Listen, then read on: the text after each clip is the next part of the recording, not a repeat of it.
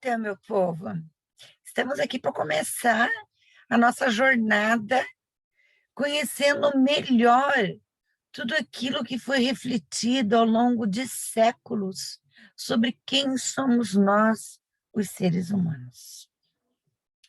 A nossa língua, ela é assim, um pouco machista, porque nós utilizamos a mesma palavra, homem, para o gênero masculino e para a espécie humana.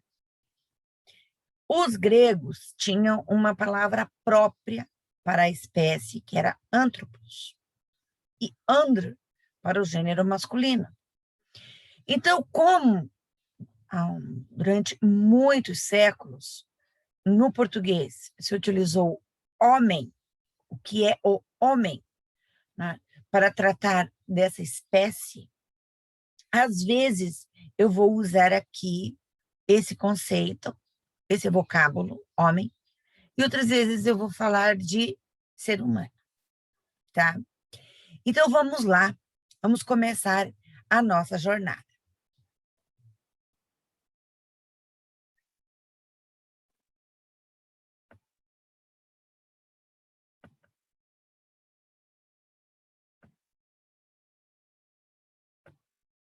Então, nós vamos começar com a concepção clássica de homem.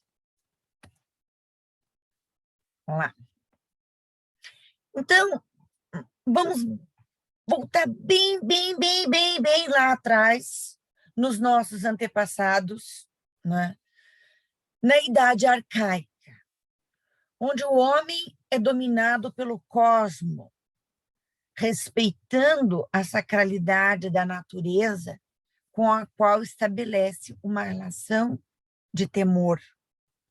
A natureza é muito maior do que ele e ele se encontra dominado por ela. E ele busca na religião a fortaleza e algo que dê sentido para esse mundo em que ele vive.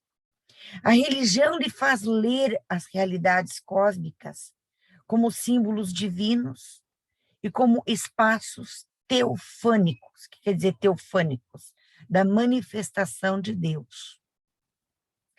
As religiões arcaicas cultuam e se centralizam ao redor da culpa. Capazes de ler os sinais sagrados da própria natureza, como identificando o sol com uma divindade, os sacerdotes vão estabelecer uma relação de adoração ao divino e à natureza, de aplacação da ira divina, por exemplo, nas tempestades, nas secas, nas inundações, e também de louvor. Há um momento na história da filosofia que nós chamamos um grupo de filósofos de pré-socráticos, porque eles vão querer entender a natureza sem o auxílio dos mitos, né? São os chamados físicos. Né? Mas eles não estão interessados na questão do homem, do ser humano. Quem nós vamos ver colocando essa questão como central será justamente Sócrates. Com Sócrates, o homem é colocado no centro da reflexão. Ele se descobre capaz de conceituar, colocar a fala como função da justiça e usar a virtude para conseguir a felicidade. Então, ele vai se perguntar por essas questões, né, como a do bem e do mal, da virtude para chegar à felicidade. E para Sócrates, o saber fundamental é o saber a respeito do homem. Os físicos estavam interessados na natureza, por isso são chamados físicos. Eles queriam entender a physis, a natureza. Os sofistas estavam interessados na sociedade, na política. Sócrates está interessado no autoconhecimento. É por isso que ele coloca como o conhecimento mais importante, mas também o mais difícil para um ser humano, e que ele toma como função da sua própria e missão da sua própria vida, a do conhecer a si mesmo. Para Sócrates, a bondade, o conhecimento e a felicidade se entrelaçam estreitamente. O homem age retamente quando conhece o bem. E conhecendo o bem, não pode deixar de praticá-lo. Então, se ele age de forma errada, é por ignorância. Por outro lado, aspirando ao bem, ele se sente dono de si mesmo e, por conseguinte, é feliz. Então, somente alcançamos a felicidade praticando o bem. Mas praticando o bem, praticar o bem, existe conhecimento do bem e diferenciar o bem do mal.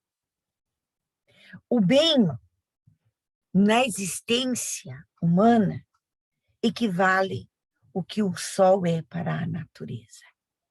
O sol é que torna possível que haja o colorido no mundo, que haja o movimento na natureza, que haja a produção sempre nova e sempre renovada, né?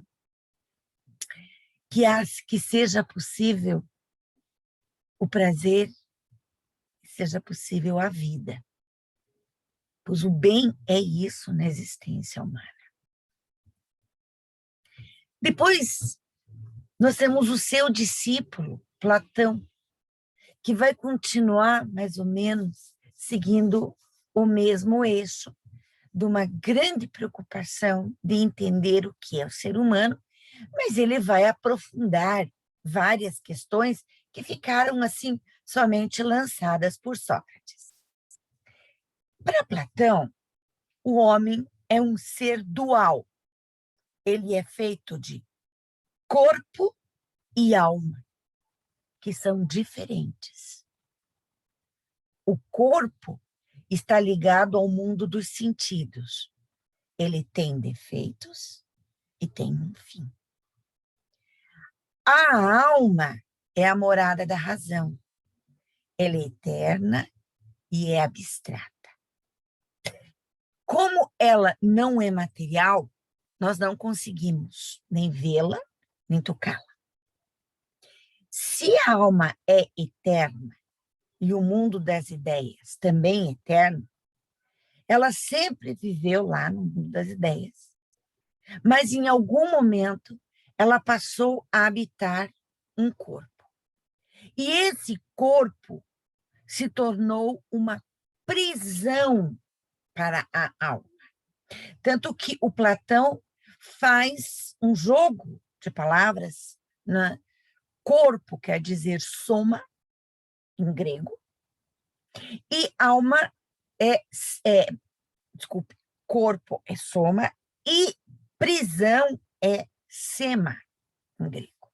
Então, ele vai falar soma, sema. O corpo é uma prisão da alma.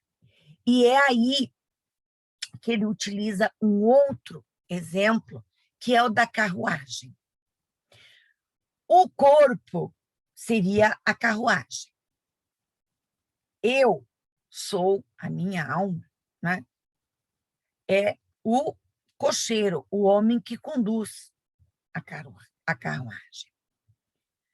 Os pensamentos são as rédeas, os sentimentos são os cavalos. E aí Platão pergunta, Quem é que deve ter as rédeas nas mãos e conduzir os cavalos? Ou seja, ter os pensamentos, né, e os sentimentos sob controle. É a carruagem ou é o cocheiro, o condutor? Bom, os seus interlocutores disseram, logicamente, que é o condutor que deve ter o controle, né, ali das rédeas e dos cavalos. A carruagem não vai poder, né, guiar o cavalo para onde é necessário chegar. Pois então é isso mesmo, né, nessa analogia do corpo com a alma. Quem tem que conduzir é a alma, não o corpo.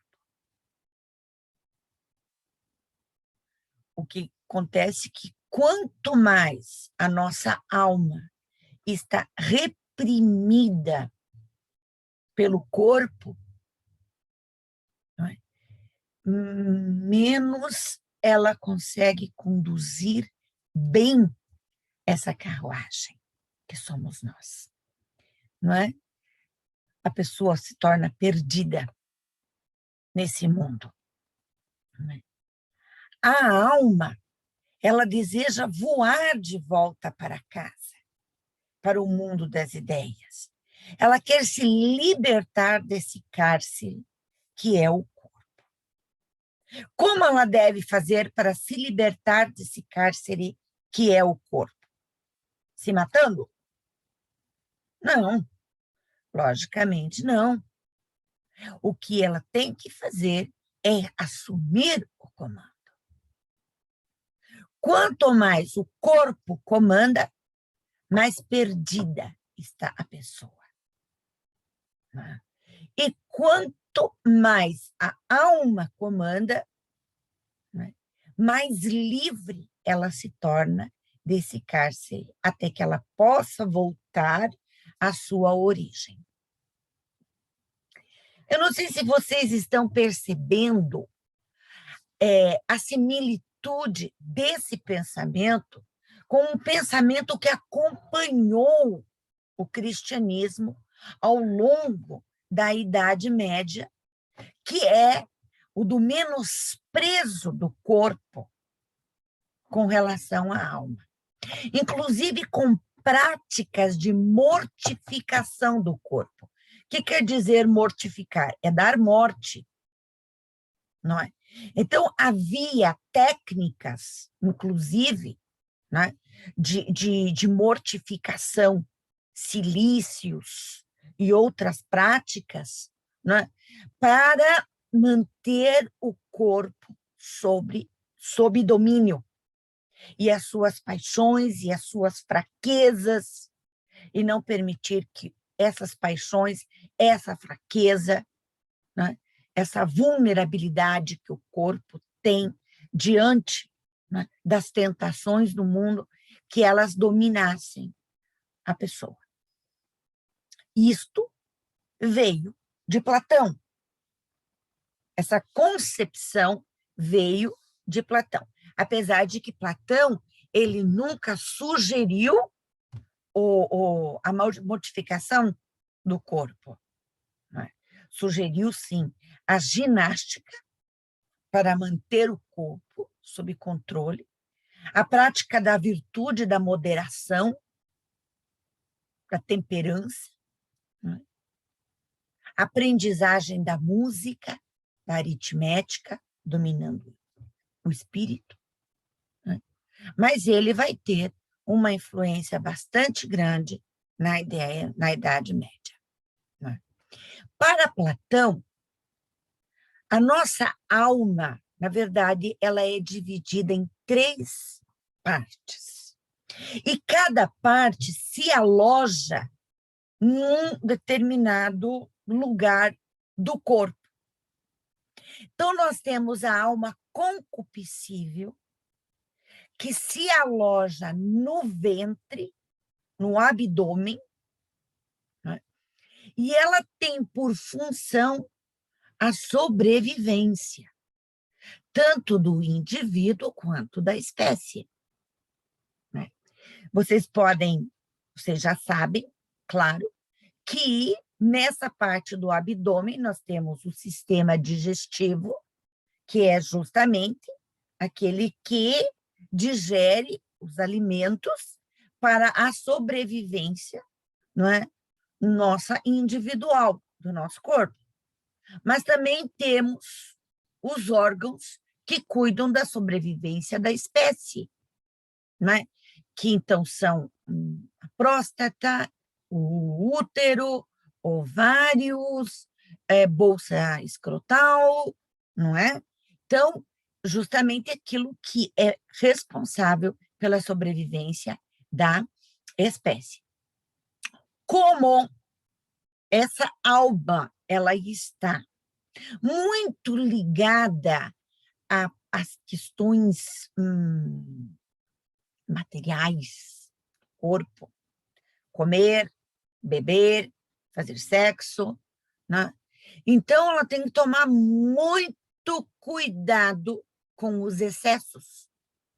E é por isso que ela tem que cultivar a virtude da moderação ou da temperança. Comer, beber, mas com moderação. Sexo, mas com moderação. Exclusivamente para a sobrevivência do indivíduo e para a sobrevivência da espécie. A outra alma é a chamada irascível, e ela se aloja no tórax. E ela tem por função a defesa, né, da pessoa. Se nós não tivéssemos a raiva, a ira, a gente não se defenderia, né? Então, nós precisamos esse ímpeto, né, para defender-nos. A gente não tem que ser um bunda mole, né? E, por isso, a virtude que deve ser cultivada por essa alma é a virtude da coragem, a Andrea.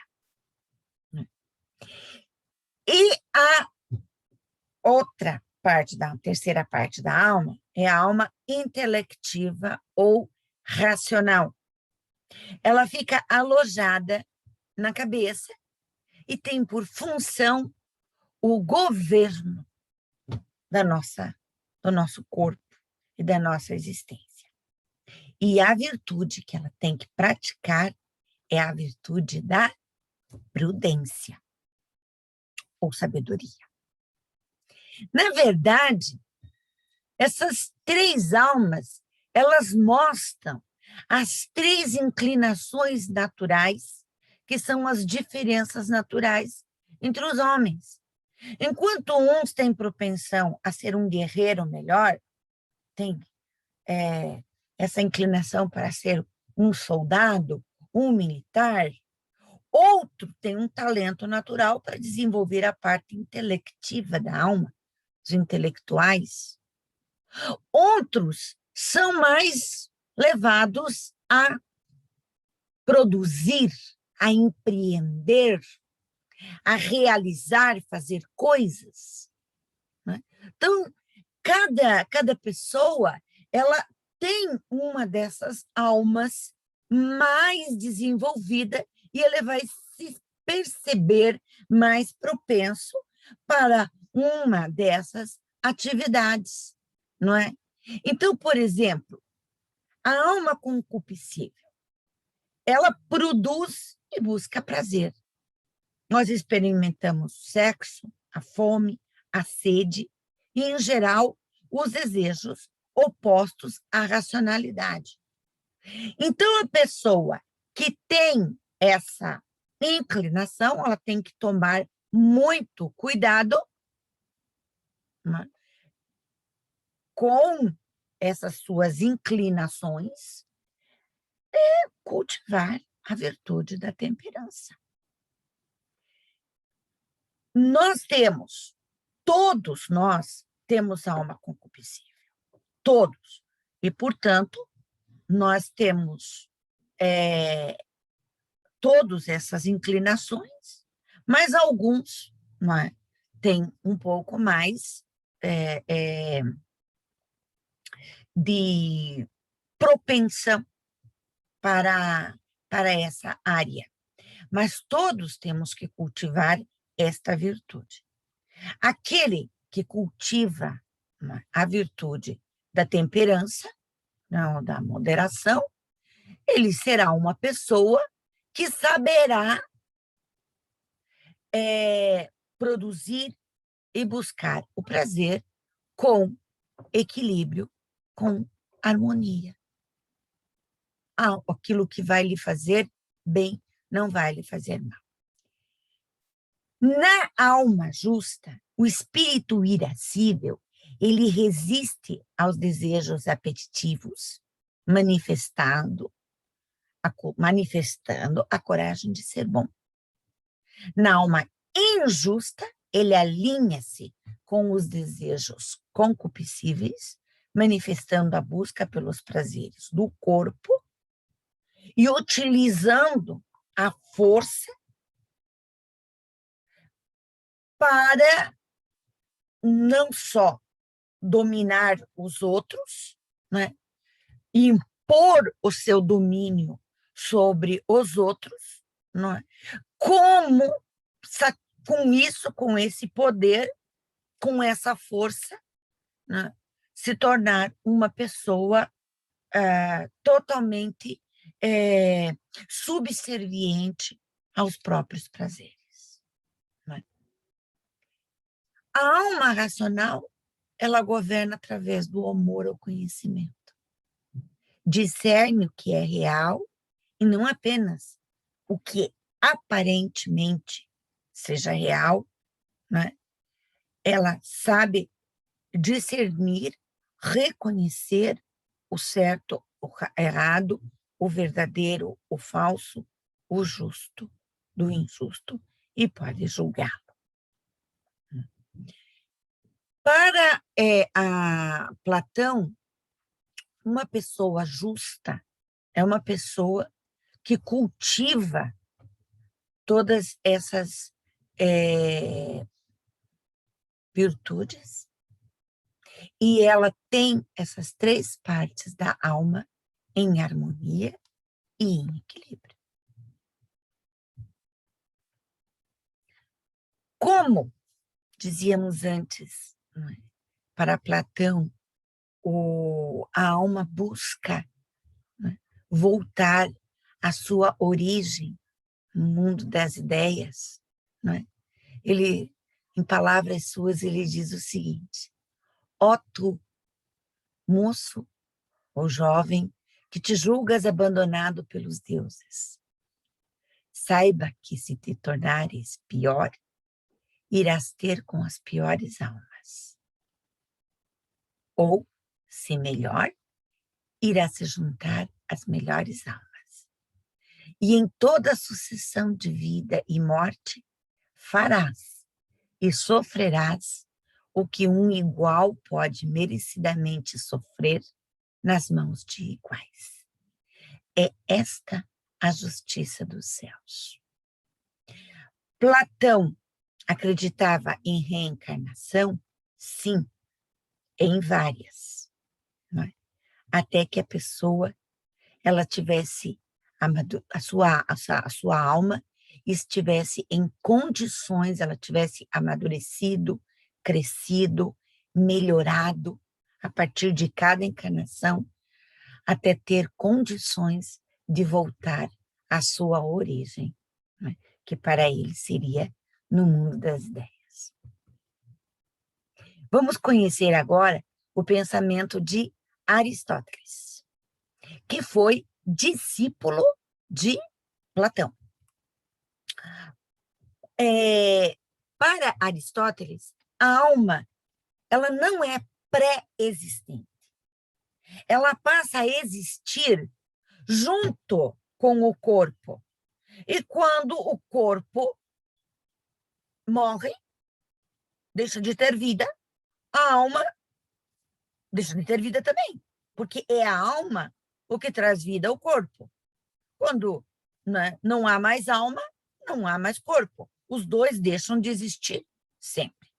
Agora, o conhecimento da alma contribui para a investigação do sistema de toda a verdade. Porque a alma é o que nos dá o sentido de tudo aquilo que existe. A alma é a causa eficiente e o princípio organizador do corpo vivente. É a alma que torna possível existir o corpo. Ele é aquele motor, né, que quando para, o corpo para.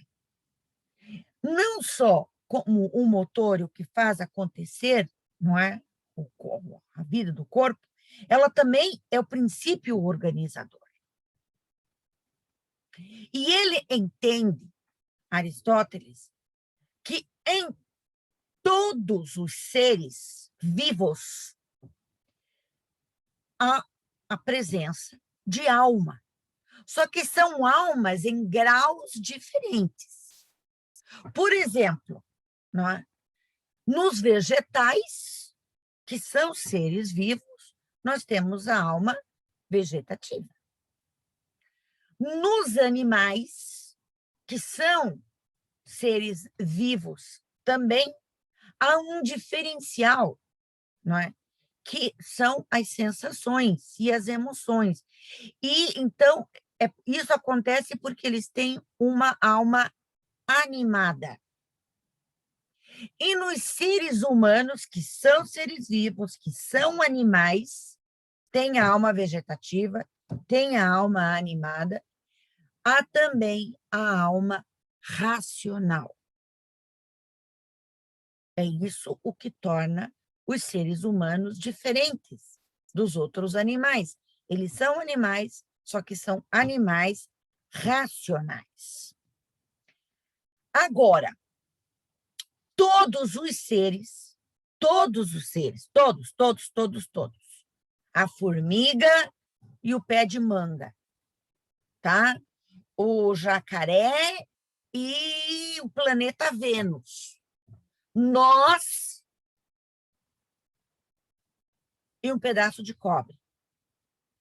Todo ser tem 4 causas.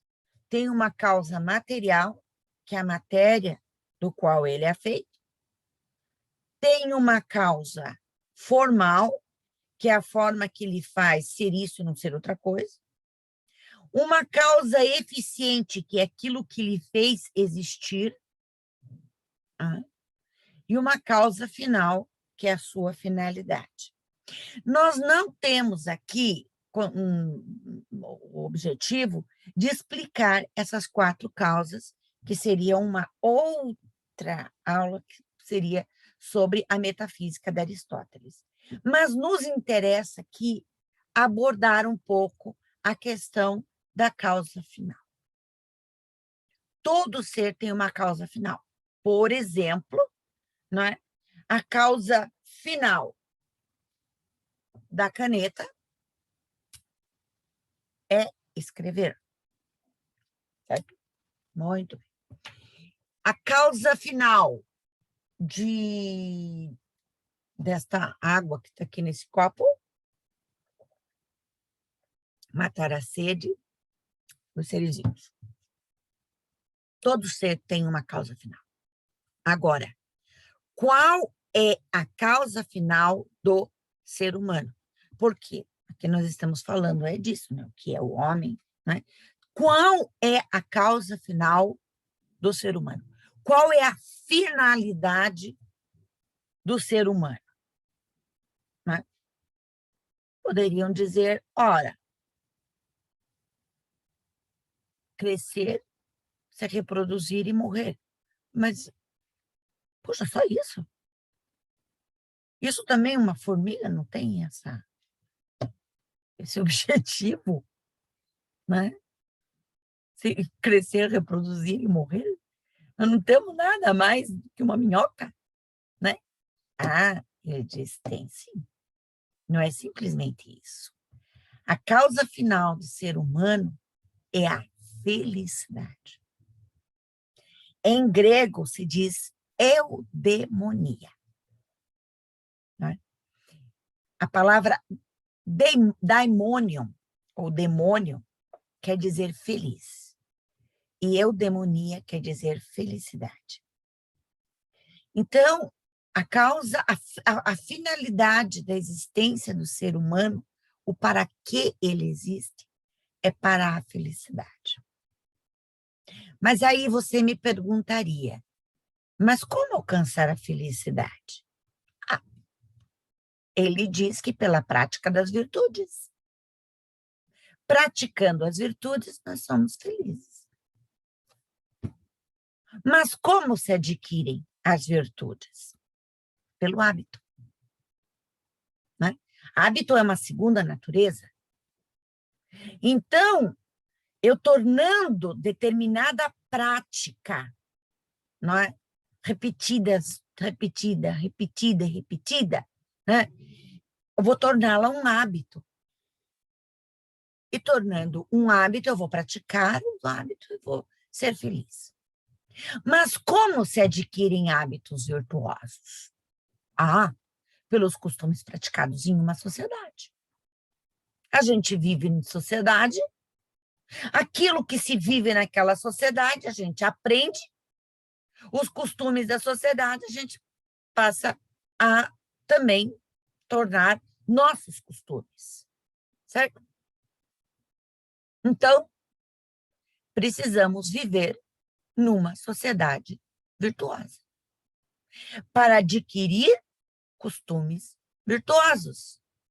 E esses se tornarem hábito para alcançar a felicidade. Então, vocês estão vendo que para eu ser feliz, eu preciso viver numa sociedade virtuosa. A minha sociedade tem que estar bem para eu poder estar bem. Não dá para ser feliz sozinho. Não dá para ser feliz numa bolha em que eu estou bem e o resto que se exploda. Tudo tem que estar bem para que eu possa estar bem também. A sociedade precisa ser virtuosa para que as pessoas sejam virtuosas e sejam felizes.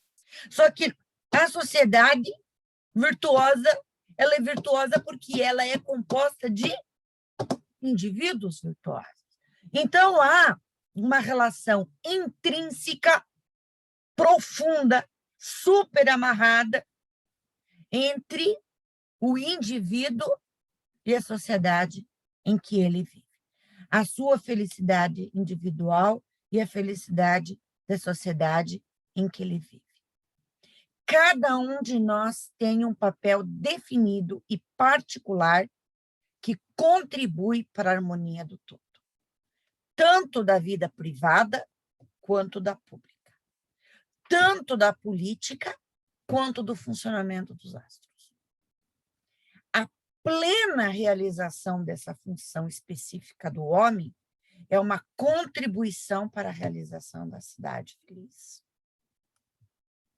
Isso significa que a minha felicidade como um todo depende do fato de que o outro ao meu lado também realize sua potencialidade e sua vida eudemônica. E esse é o sentido do animal político. Sua plena felicidade só pode ser alcançada em sociedade. Como dizia Aristóteles, com efeito, de nada serve possuir as melhores leis, mesmo que ratificadas por todo o corpo de cidadãos, se estes últimos não estiverem submetidos a hábitos e a uma educação presentes no espírito da Constituição. Porque o hábito é uma segunda natureza. Então, é uma obrigação de toda a sociedade se organizar de tal maneira que ela transmita hábitos virtuosos. Porque você é o que você repetidamente faz. A excelência, ela não é um evento, ela é um hábito. É aquilo que nós fazemos repetidamente, porque vimos os outros fazerem, porque nós repetimos os costumes dos outros. Isso é o que vai determinar ou não a nossa felicidade. Ter uma vida virtuosa significa ter uma vida feliz.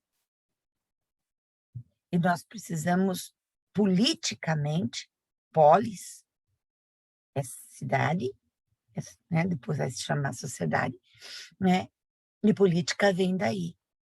É ali, na política, onde tudo começa.